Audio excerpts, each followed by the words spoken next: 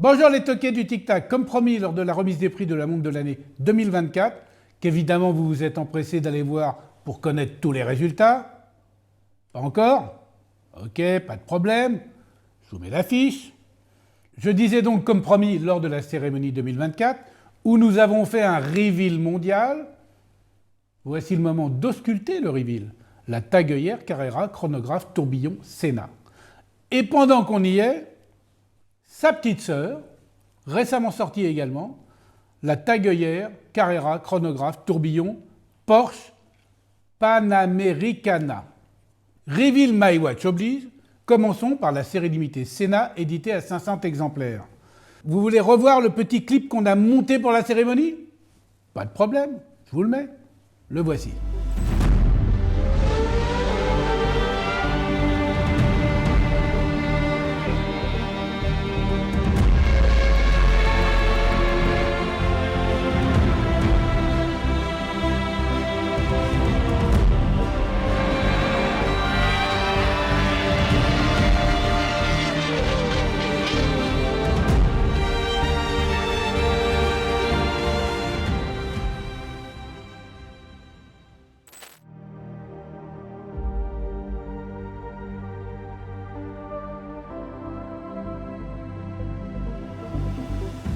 Magnifique ce clip!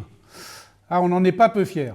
Un bon nombre d'éléments évoquent évidemment le célèbre pilote disparu tragiquement à Imola pendant le 6e tour du Grand Prix de Saint-Marin, il y a déjà 30 ans de ça. Et oui, c'était une rupture de sa colonne de direction qui nous a privés instantanément des exploits d'un des plus grands pilotes de Formule 1.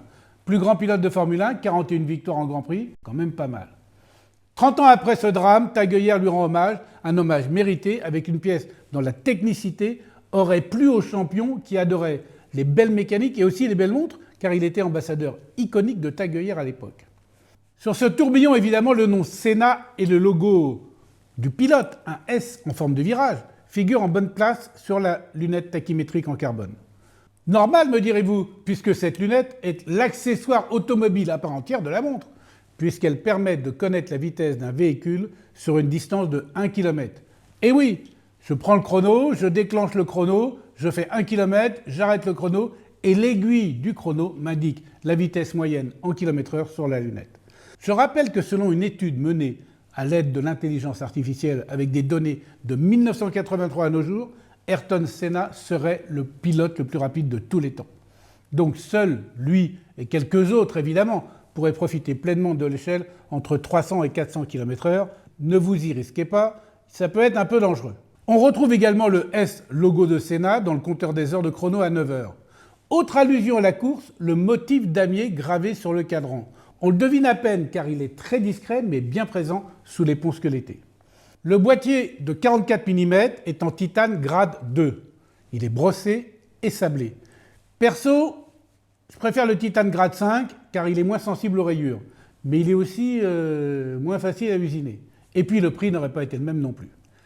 Vert, bleu, jaune, blanc, les 4 couleurs du drapeau brésilien sont évidemment présentes sur le cadran. Les index en applique, qui sont polis et facettés, ajoutent une touche finale soignée à cette pièce qui embarque quand même un tourbillon volant à 6 heures, la complication maîtresse de la haute horlogerie.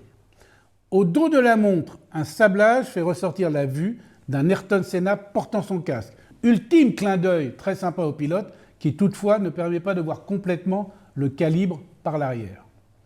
On ne peut pas avoir le beurre, l'argent du beurre et l'argent du beurre. Ce qui n'est pas le cas du deuxième tourbillon Tagueillère, que j'ai là, et qui vient aussi de sortir, le modèle Porsche Panamericana, qui lui montre son calibre et sa masse oscillante en forme de volant à l'arrière. Ça c'est très cool.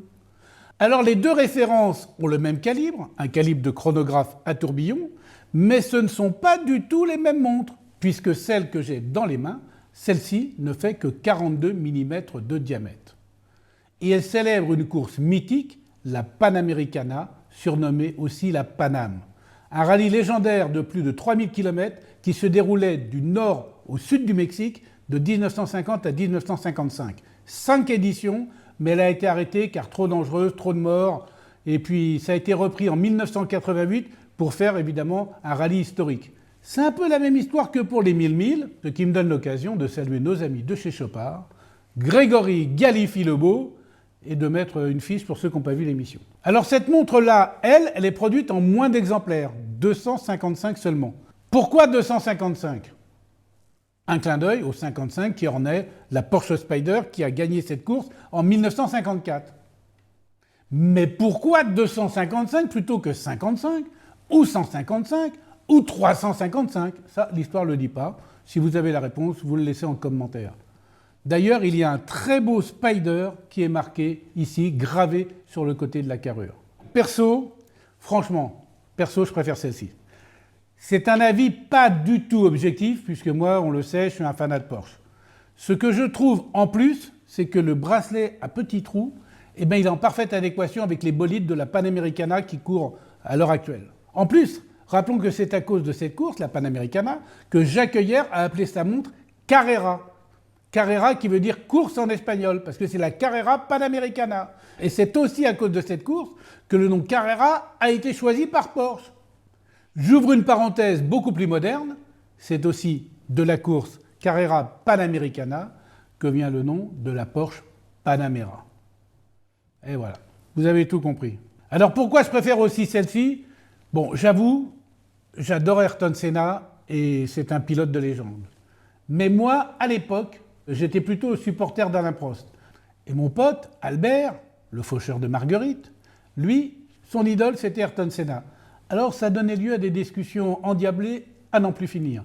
Mais bon, j'en conviens, Senna était incontestablement le plus rapide, mais Prostichon, le petit surnom d'Alain Prost, certainement le meilleur pilote technicien pour régler un moteur ou affûter une voiture avec ses ingénieurs.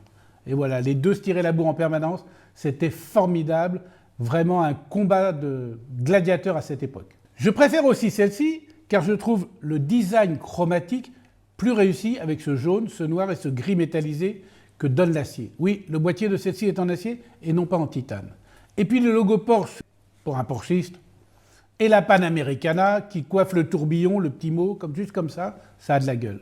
Mon seul petit regret sur cette pièce, c'est évidemment l'absence de lunettes avec l'échelle tachymétrique, qui je trouve sur une montre chrono en rapport avec l'automobile a du sens. Et pourquoi il n'y en a pas ?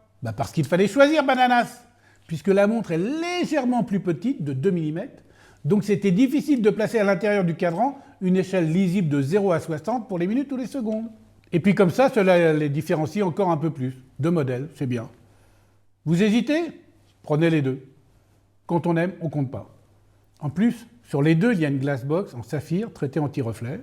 Les deux sont étanches à 100 mètres et les deux ont un calibre qui assure 65 heures de réserve de marche quand même. Dernière petite différence, seule la Panamericana est une édition limitée numérotée.